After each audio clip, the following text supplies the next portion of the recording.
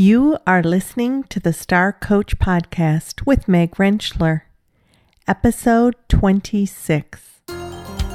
Welcome to Star Coaches, the show for professional coaches that brings you coaching strategies, tools, and resources.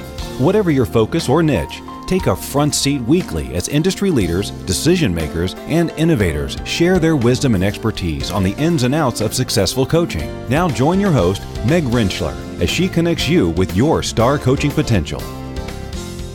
Hi, and welcome to the show. I'm your host, Meg Rentschler. As an executive and mentor coach, as well as being a coach educator, I'm really passionate about the field of coaching and about helping coaches build their confidence and their competence so that they can create desired changes one client at a time and impact the world one client at a time. Part of building that confidence is getting clear about how we are going to reach our audience or how we bring value, and how we can share a message that really resonates with them. We recently had social media strategist Tanya Smith on the show, and she spoke about how video is really trending and is something that we need to take advantage of because it's the thing to do, and there are so many platforms surrounding us that can support that. However, as we all know, just because something is hot or something is trending doesn't mean that we're comfortable doing it or that we even know how to do it. And that's where today's guest comes to the rescue. Sweet Lou Bortone is known as the video godfather. He has been a pioneer and thought leader in video since the launch of YouTube back in 2005. He's helped thousands of entrepreneurs create and leverage online videos to build their brands and dramatically grow their revenues.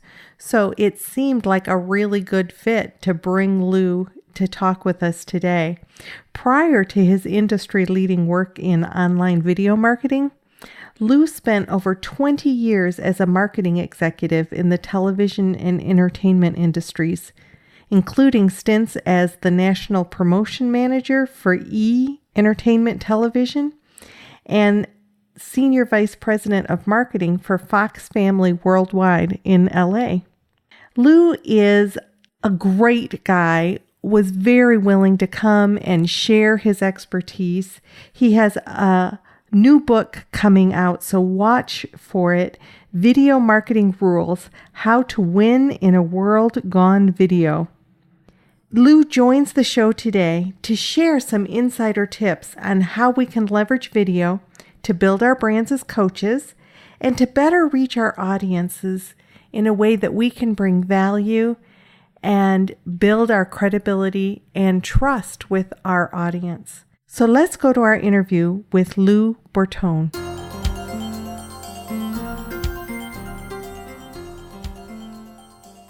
I want to welcome Lou Bortone to the show today. Lou is a video expert. He is everything video. And I have been stalking him to get him to come onto the show, and he's been gracious enough to do so. So, Lou, thanks for joining us today. And I think video can be kind of intimidating for people who are maybe unaware of what to do with it or how it functions, but we keep hearing video is the thing to do. So Lou, yes. If video is the thing to do, how does a coach get started using video to help build their business? Mm-hmm. Yeah, thanks, Meg. It's interesting because a lot of people, myself included, believe it or not, are not really that fond of being on camera on that part of the video. And I always say, unless you're a news anchor or a Kardashian, you're not used to having a camera in your face all the time.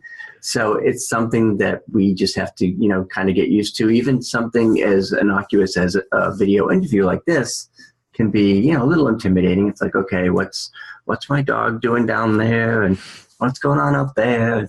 So it does take a little getting used to, but it's also easier than ever to get started with video for coaches because there are so many platforms, so many ways to come at it, so many tools that you can use that just make it really, really simple and somewhat less intimidating to get started. And one of the things that I usually recommend for coaches just getting started is to find sort of the low-hanging fruit. So if you have a smartphone or an iPhone and you have Facebook or YouTube, you can, with a couple of clicks, be broadcasting live to Facebook or to YouTube or to any other number of platforms. Usually Facebook's probably the most widespread. So that's a great way to get your feet wet, because you don't have to have a certain time limit. You don't have to really worry too much about the production or the lighting or things like that, because Facebook is kind of meant to be in the moment and on the fly. So that's a really good way to sort of dip your toes in the water without having to be an expert swimmer, so to speak. Mm-hmm. And then once you've got a few Facebook Lives under your belt, you may start to say, okay, now I can do some tips on YouTube, or maybe I can do a sales video or a welcome video for my homepage. There are many ways to come at it. So that's the good news, is that it is easier than ever. You don't need a lot of equipment, and it doesn't take much to get started. Okay, excellent. And I would say that from your, Facebook Live tends to be a little more forgiving. People know that you're live, mm-hmm. and that it's not going to be this wonderful production. Yep. But in that, when you say that you don't need a lot of equipment to get started with video, I mm-hmm. think people might think video's expensive, or it's got to be, the mm-hmm. words coming across the screen, and the somebody has to be videotaping me, and right. So what about sort of the production of a video? Mm-hmm. Again, it depends on the video that you're creating. So, I always say, use the old Stephen Covey quote, begin with the end in mind. Okay, what do you want the viewer to do? What kind of video are you creating? If you're creating just a quick Facebook Live video to give somebody a heads up about an event, or maybe you're, at a destination, you really don't need a lot of equipment. Facebook Live is really kind of meant to be done with a mobile device, although as of a couple days ago, you can do it from desktop as well, which is also easier. So people say, oh, okay, I need a lot of equipment. What camera do you use? And I say, this is it, folks. That's the only camera I have, other than my webcam on my computer. That's it. I mean, you're using your iPhone for all the videos, and you do a lot of videos. Yep. And then again, if you're doing, I always say, well, you can think in terms of the in the moment live streaming videos like Facebook Live or Periscope, or you can think, okay, I need to do a video for my homepage, and this one's going to have some shelf life, and this one's going to be sort of a first impression video. So in that case, those are the types of videos where maybe you spend more time, maybe you have some help with it, get somebody to shoot it for you or with you. And those are the videos where, okay, maybe I should put some graphics on and go a little further and step it up a bit, because that's representing your brand. But, I would say probably 80% of the videos you're going to create are those, sort of on the fly, don't worry too much about the production kind of videos. Okay. Which I think is probably a relief to most. Yeah, I think coaches. We just heard. Did you hear the collective sigh of relief? Yeah. Yes. So you mentioned a couple things there that I think are key. One, and this goes to the tips that you sent out recently mm-hmm. about video missteps. So one was be strategic with know what the end in mind is. Be strategic in what you do with your video, and mm-hmm. then the second is that. When it's going to have shelf life. I like that. Yep. So if it's going to be around a while, invest in it. Mm-hmm. Yep. So those videos, perhaps it's the homepage video on your website, very important first impression video. Maybe you're selling, a 6-month, $1,000 coaching program, so you don't want a really schlocky, quickly thrown together video. If you're putting a video on your sales page, you want that to, look professional. So if I want a video to look professional, mm-hmm. And I don't necessarily want to spend thousands to have, sort of a production company come in and do it, what are some of the things available out there that maybe I can work with to mm-hmm. do things like you talked about, graphics or bringing it up to another level without it being necessarily, mm-hmm. NBC? Yeah, exactly. And, that again comes down to the question of whether or not you want to be on camera or off camera, because you don't necessarily have to be on camera.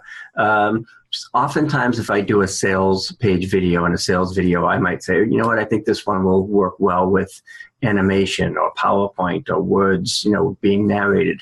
So I may go to an app like Adobe Spark, which is an iPad app, free iPad app, that allows you to kind of tell a quick little story and add animation and add your own voice and upload that. And that's my sales video. So you're using a free app on the iPad that's very user-friendly, to create graphics and images and words and things like that. So you've basically just created your animated sales video, and you never had to go do your makeup or wardrobe or anything for an on-camera video. And since some of us are real basic, when you say, and then you upload it, are you talking about uploading it to YouTube, or where would you upload it? Again, it depends where the video is going to end up. So if you're doing a sales video, and, I use lead pages, for instance, so I'll upload the video to YouTube and then take what YouTube gives you as an embed code that you then can put on your website or on lead pages or wherever that video may end up. So YouTube is a great sort of all-purpose one-stop shop for video hosting because it's free. It's a huge search engine, so it's a great place to be found. So I oftentimes will sort of make that my first stop for videos. If I have a video on YouTube, I can share it on my blog. I can send it to LinkedIn or Twitter or things like that. So it's really a very useful place to use sort of as a hub for your videos. Excellent. While we're on YouTube, I know this question is on some people's minds, so I'm throwing it out there. Mm-hmm. On YouTube, you have to pick a category when you put it in. So it's something like public or unlisted or private or something like that. Mm-hmm. How does one choose how they do that? Right. If you're uploading a video to YouTube, obviously if you want the most views and you want the world to see it, you make it public. And I typically use the how-to category because that's a lot of people use YouTube again as a search engine, and they may be typing in how to do such and such. Okay. You can also make it unlisted, which means only those people with the link can see it. So if I have a video that's maybe for my private clients or my membership community, I may just give them the link and then they can go and find it, but the general public wouldn't be able to see it. Private is really like, oh my gosh, that's almost no one can see it unless you give them express consent to see it. So typically, if you want the biggest bang for your buck and you want to be seen, you just make your video public and probably use a how-to category, which is pretty general. So you're not limiting it. And then the other thing that's most important about YouTube, and it's so simple that people overlook it, is title, description, and tags, the 3 fields that they let you fill out. And the title really is everything because that's how search engines are going to find it. So, my awesome video is probably not the best title. The best video ever, come see. Yeah, okay. It's, more like how to do XYZ, maybe, something much more specific. And the same with the description. The description has to be, obviously has to describe what the video is, include links back to your website. And then the tags, it's YouTube's word for keywords. So obviously you want to get your keywords in there as well. So those are just the 3 main areas that you have to keep track of that are most important when uploading a video to YouTube. That's really helpful because I think sometimes people will think private means just for the people that I want to see, but really it's really unlisted that you want to do that for, and you're going to share the link with them. Mm-hmm. And now you talked about the how-to category, I think. Mm-hmm. Is there actually categories in there that you or do you they just have, entertainment, education, there are different categories with it, but it's, usually the default is how-to, and that's typically a pretty safe bet because it's not going to limit the video. Again, you want the video to be seen by as many eyeballs as possible. So you want to make sure that your title is really specific and keyword friendly. And again, make sure that your description is also, tell people exactly what's in the video because that's how search engines are going to find it. Very helpful stuff. So you talked about if you don't want to be on camera. What about those people who actually want to do where they're talking and they want maybe graphics to come across and so the other kind of video maybe? Yeah, and there's, that's a really powerful way to do video, obviously, because being on camera and being, doing something like this helps build know, like, and trust. People can kind of see you, get a feel for you. So on camera, sometimes called talking head videos are really powerful and a great way to engage and connect with your potential clients. And again, if you're doing something like this, like an interview, which you can also do on, Facebook or other platforms, that's a nice way to do it. It's nice and clean. You don't necessarily need graphics. You could take the video afterwards and add lower thirds, which is sort of those little identifiers on the bottom third of the screen. Oftentimes what I'll do, especially if I'm doing an on-camera video, is I'll add a quick little animated introduction and maybe some graphics, maybe some music underneath. A few little edits and a few little tweaks can really make a big difference in a video. So a little editing goes a long way, but at the same time, I don't want to, say that you have to edit, because again, just a raw video from Facebook, if it's a compelling message that's hitting the right target market, then that may be all you need. Excellent. When you do use editing, what are some of your favorite editing tools? Well, because, it's sort of what I do for a living, so I have kind of higher end stuff like Adobe After Effects and Final Cut Pro. For folks who don't want that steep a learning curve, you can use YouTube. There's actually a little video editor on YouTube. So you can go in and trim the clip. Maybe, if I made a mistake or Rocco started barking during an interview, I could cut that piece out. So YouTube has an onboard editor that's free. Another one that I like to use because it's online is called We-Video, W-E Video. And I believe they have a free version, and they allow you to do some, pretty basic editing. And with We-Video, because it's online, it doesn't matter whether you're on a Mac or a PC. You can really just clean up the video and add some graphics and music and things like that. Excellent. What about sort of the services that what do people use to get the graphics on, to get words on the screen with them and those kinds of things? Yeah. Any particular kinds of programs that you would recommend for those? And there are all kinds. I mean, there's even like a $3 or $4 iPhone and iPad app called Intro Designer that will let you replace text, so you can have a nice little animated, sizzly kind of intro. Sometimes folks will go to freelancers on Fiverr and say, hey, I just need a quick little graphic or things like that. But for the most part, even on YouTube, you can add lower thirds. If you are using an iPhone or an iPad, iMovie is a nice way to add some graphics. What I always recommend is that folks use templates wherever they can, so they're sort of starting with something. Oftentimes I'll just use like Canva for graphics, canva.com, and then just take that graphic and put it as an overlay. So like, okay, this coaching program now has an official logo, and I'm going to put that on the video so that people will see that and start to associate it with the coaching program. So again, it's one of those things where a little creativity goes a long way.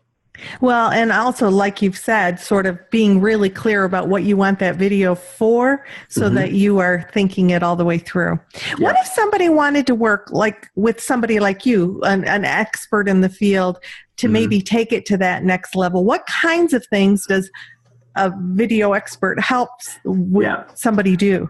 Well, what I do, or folks like me, is, I really work on the marketing end of things. So, I do video marketing because I sort of say, well, anybody can chop the first 5 seconds off a video. But, my background is television and cable and things like that. So I come at it from a marketing standpoint. So if folks want to really be strategic and have, like a 90-day video plan, figure out what kind of video they should be doing to achieve their goals, I work with them on that sort of, big picture strategy. So we may say, oh, you should be doing a YouTube SIP series, and you should upgrade your homepage video, and you should be doing Facebook Live, twice a month, that, whatever the case may be. And oftentimes I talk about finding your own video sweet spot. And what I mean by that is that, for any coach or author or speaker, they may have a particular platform or style of video that they're drawn to. So for me, I love doing webinars and teaching and things like that. So my sweet spot typically is like a PowerPoint video that I narrate. So it's essentially like a webinar. So if and you can do the same on Zoom, the platform that we're using here. You could say, all right, I'm going to share my screen and show you my slides. And that way you can disseminate a lot of information and still make it compelling and interesting. So that's one person's sweet spot. Another one might be somebody that really just doesn't have any problem with being on camera and likes being on camera and wants to do talking head videos. Somebody else might, do live streaming and Facebook Live. So you really have to find the best fit for you and the best platform for you, because again, that's going to be your sort of go-to video style. And if you find something you like, you'll do it more often, and consistency is really important in video. What else makes video so compelling? I think part of it is just that it's very personal and engaging. So, I feel like, and, we've known each other before this, but when you see somebody on camera, you feel like you know them, you can kind of make that connection. And it's also just great, in terms of visibility. I call it the I see you everywhere effect. If I go to a conference, somebody's like, oh my gosh, you're all over the place. And I feel like I know you because I see you on Facebook and I see you on Twitter and I see you on YouTube. And the truth is, it's like, well, I'm not really all those places. I just did one video and put it in 6 places. So it sort of, gives you visibility beyond what you can do yourself. So you sort of able to leverage your visibility that way by being, seemingly many places at once. So that's a huge advantage of video. It's sort of the next best thing to being there live. And also in terms of building credibility and expert status, if I go on an interview like this and I don't make too much of a fool of myself, then, hopefully I've built a little bit of credibility. Same if you're doing a tip series on YouTube. If you say, hey, I'm the expert in such and such, and I'm going to show you how to do X, Y, Z on YouTube. Great way to build credibility and to establish your expert. So you can become the go-to expert in your niche if you're able to dominate that space. Good. You talked about this tip series, which led me to think a couple things. Length of video, like length of time. So let's say you're working with somebody and you say, yeah, you're going to do a tip series on YouTube. How many videos do you recommend being in that tip series, and how long do you recommend those videos be? Yep. Again, you can do as many or as little as you need. I always say, as far as length of video, is don't make it any longer than it has to be to get the message out. So, it could literally be 10 seconds or 30 seconds or 3 minutes, whatever it takes to kind of get the point across. I like tip series because you can get out a lot of information quickly and do a bunch of them. So I might do a whole series of how-to videos that are, 30 seconds to 1 minute in length. And then I'll, upload those or release them. I may batch them and do them all at once, but then I'll upload them, once a day, once a week, whatever, depending on, your goals. Again, if you're trying to get a lot of visibility in a short amount of time, or launch a product or a service, you might sort of do, 3 or 4 videos in a row each day.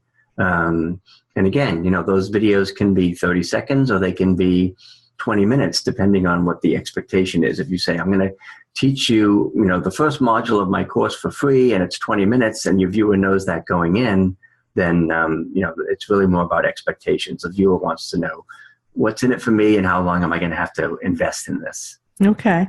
Which leads me to the next question of the beginning of a video. You're supposed to capture somebody's attention in the first 8 to 10 seconds, I think. Yep. So what should somebody lead into in a video that's going to grab somebody's attention? Yeah, that's a tough one because, we have really short attention spans. And like you say, a lot of folks will say, you've only got 7 seconds to capture their attention, or 10 seconds, or whatever it may be. So typically, you want to kind of lead with the problem, like, hey, are you a so-and-so that suffers from so-and-so? So if you're kind of identifying your target market and addressing a problem or a concern that they may have. So I might say, hey, are you trying to grow your business, but you have video phobia, you're afraid to be on video? Well, so also putting you, really putting you in those first few seconds, so the person's thinking, okay, what's in it for me? What's in it for me? Oh yeah, I have video phobia. I don't like being on camera, but I know I need to do it. And then you come into the, well, I'm Lou Bortone and I help entrepreneurs with their video marketing. So, you want to grab the attention right away. I still go back to what I used in college, which is the ancient attention, interest, desire, action formula, AIDA. So yeah, you've got to grab their attention.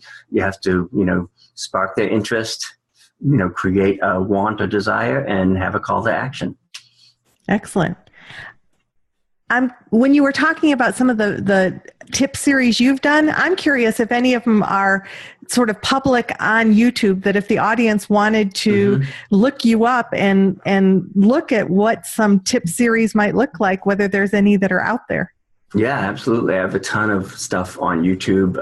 I did one a while back, and I tried to make it so the tips were more general and marketing oriented rather than really specific tech, because the tech changes so fast.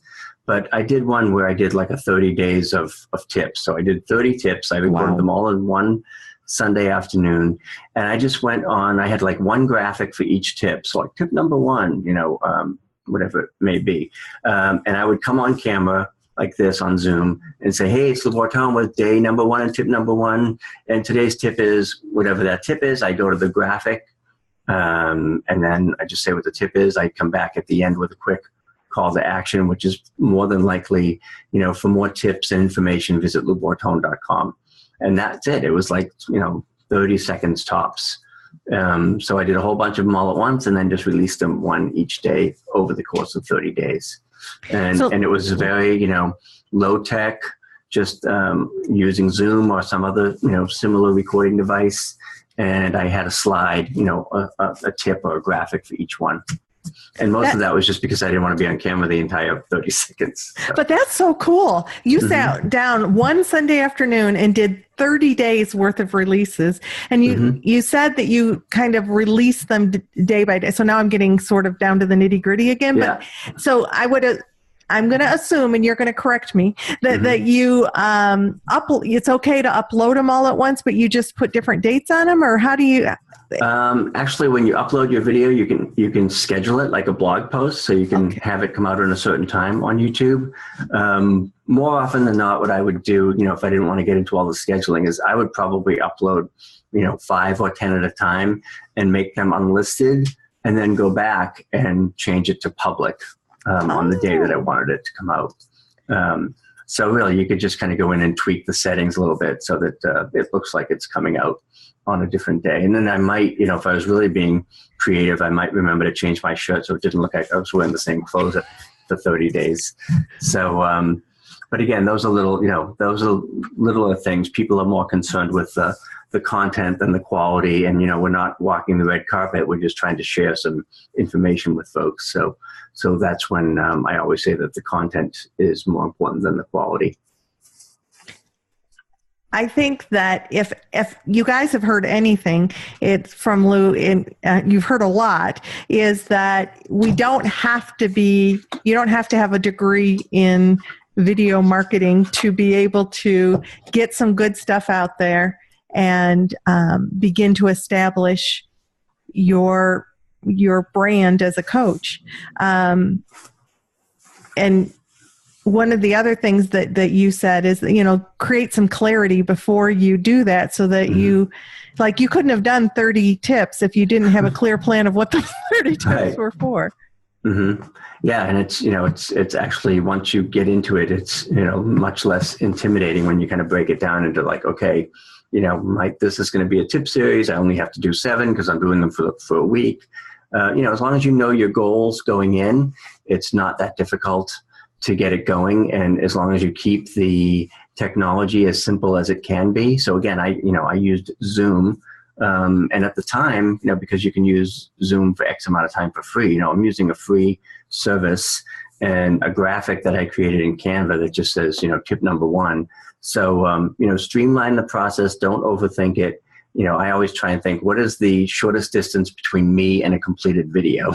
So that might be a quick on-camera video. In other cases, it might be, I've got this PowerPoint. I can narrate the first 10 minutes of it, and that'll be my 10-minute video.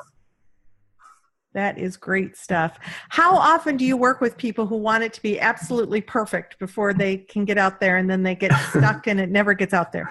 Yeah, that's the whole perfection trap is a biggie. So I always say, done is better than perfect, and a 80% video is better than a no video. So again, people are very forgiving.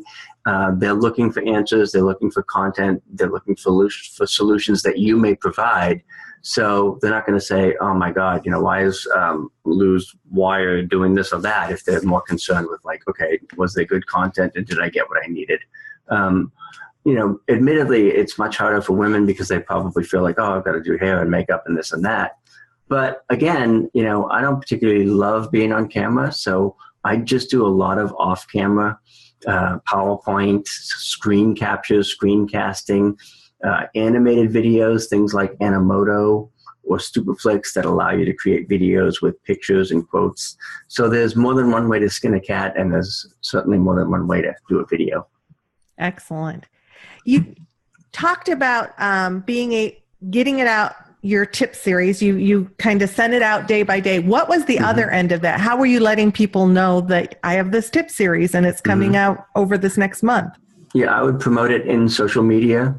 And again, the nice thing about putting a video up as a tip on your website is you can also put that video on Facebook or YouTube or LinkedIn or Twitter. So again, just like I would promote anything else, I would, make people aware that it was happening. And again, if it's a series like that where I'm doing it for 30 days, it sort of builds and the buzz builds over time. And some people will say, oh, I missed yesterday's video. Where can I find it? Okay, go back to YouTube and it's there. So, each one sort of builds on the previous one and they start to kind of promote themselves. But obviously at the end of every video, I would say, geez, tomorrow's video, tomorrow we're going to talk about such and such. So watch for that. And then mostly I just had to remember to go back and make the video unlisted so people could see it. Lou, I thought you were having another video today. It's there somewhere. I just forgot to turn it on. And when somebody goes to YouTube to get it, you're not necessarily capturing their information to be able to access it, right? So what's your thought about how you would build your contact information or build your list using video? Yeah, it's tougher with YouTube because you don't own that real estate. So everything that you do on YouTube, you want to ultimately lead back to your website or your landing page or someplace where you can, control that experience. So oftentimes, for YouTube, it's a matter of I'll put, the link to my website in the description and make that sort of front and center. If you use the entire HTTP, in the video description, it will be a live link back to your site. You can also add, call to action within the video or something at the end of the video that graphically sort of points them back there. So everything that I'm doing on YouTube, ultimately I'm trying to, send that traffic back to my website or to my landing page where I can, have better control over the experience. Well, and obviously, if you're going places and people are saying, "Oh my gosh, you're everywhere," you're doing something right. And how would you say that as a whole, video has enhanced? I mean, it's what you do, so video sort of but. And maybe I should say for clients that you work with, what does video ultimately, what have you seen it do for your clients? It really kind of puts you on the map and can give you a ton of awareness. And for somebody like me that's an introvert and, doesn't necessarily like to do networking events or, don't go to a lot of trade shows, it allows me to do that from, my pajamas basically at home and get a ton of visibility without ever leaving my phone or my computer. For clients, again, I've had clients, one that I'm working with now and have been working with for several years who, didn't know, like, where's the button on the Mac where I turn it on? I just got a new Mac. So, admittedly, technophobic and, not really complete newbie. And now, she does tips about vacation tips because she's in the travel industry. And, one of her videos has 150,000 views. She's got 250,000 views on YouTube. And this is from someone who, didn't know anything about video, was just sharing content and tips and organically, grew her, audience that way. And now she's kind of, being contacted by the Discovery Channel and really, just, again, puts you on the map and allows you to not necessarily become a YouTube celebrity or a YouTube star, but certainly that's possible. It's like the old, I'm dating myself now, but when people used to discover movie stars at Schwab's drugstore in LA. Like YouTube is like the new Schwab's drugstore where you can be discovered. Excellent. And even if you're not discovered like a star, you can be discovered by your niche and your target market. Well, and that's really what it's not that per se we're wanting to be movie stars or TV stars. We're wanting to get value out there to our niche market, to our target people, and have them say, I want what she can give me or what he can give me. It's a great way to reach your peeps, as I like to say. And again, sometimes my kids would come home from school and say, hey, Dad, we looked at your video in our class and we laughed at you because you were doing something goofy. And I'm like, well, that's nice, but it doesn't do me any good at all because you guys aren't in my target market. I'd rather have 20 views from my target market than 200,000 views from teenagers at the high school who are amused that their dad is, I put Rocco, come here. I put my dog in the videos. I wear costumes. I'll do anything to, sort of deflect the attention away from me. And it works. It works for you. Thank you so much for taking the time to share your experience in something that I think a lot of us just don't know as much about as we'd like. And yet we know that video's hot and we want to get out there. And one of my, I already told you it was my last question, but I lied because one more just popped into my brain. How important do you think it is for people to have a video on their website homepage? That is like the very first thing that I do with my clients if they don't have one. I think it's not having a video on your homepage is a huge missed opportunity. And it's almost like not having a website would have been, 5 or 10 years ago. So you want people when they come to your website to know who you are, what you do, and how you can help them. And there's no better way to make that introduction than with video. And again, it only has to be a quick little 30 seconds of, hey, glad you're here. This is who I am. This is what I do. This is how I can help you. Thank you for that. Thank you for letting me squeeze one last question No in. problem. So, Lou, I'm going to have contact information, everyone, for how to reach Lou on our contact page at starcoachshow.com. Thank you for your time today. My pleasure. Thank you. I hope each one of you is going away from this interview with more knowledge about how you can bring value to your market through video. I want to thank Lou for giving us so many options and so much wisdom about how to access the different platforms that are available and how we can bring our message to our audience through video. If you'd like more information about Lou Bortone or about our show, be sure to visit starcoachshow.com. Information about Lou will be on our resource page, and be sure to sign up for our ongoing free book giveaway through the contact page. Our current book being given away is Results Coaching by Fran Schuster and her business partners. Now, you might have noted during the interview, Lou made reference to the fact that we were also on video. And if you're wondering what's happening to all the video interviews that I'm doing, they are just one of the many things that are going to be available on our upcoming Star Coach membership site. So be sure to keep your ears open for that. More information is coming. I am currently on the road and will be back in Texas in a couple weeks. And that's when you're going to get even more information about our membership site. So once again, thanks for joining the show. It's always a pleasure to have you here. This is your host, Meg Rentschler, wishing you the very best for your coaching success. We'll see you next week.